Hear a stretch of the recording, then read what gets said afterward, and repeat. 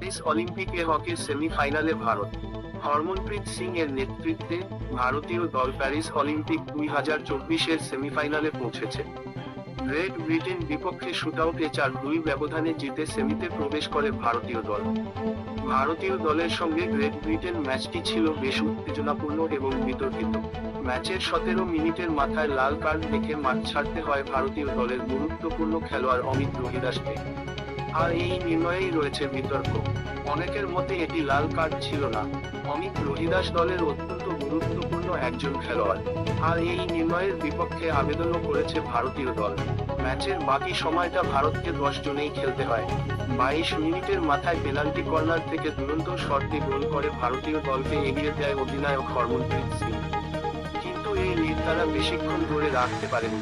27 মিনিটেই সমতা ফেরায় গ্রেট ব্রিটেন। গ্রেট ব্রিটেন হয়ে গোলটি করেন লি মার্টিন। বাকি সময়ে আর কোনো দলই গোল করতে পারেনি। শুটআউটে ভারতীয় গোলকিপার শ্রীজেশের দুরন্ত সেভে 4-2 ব্যবধানে জয়ী হয় ভারতীয় দল। আগামীকাল সেমিফাইনালে জার্মানির মুখোমুখি হবে ভারত।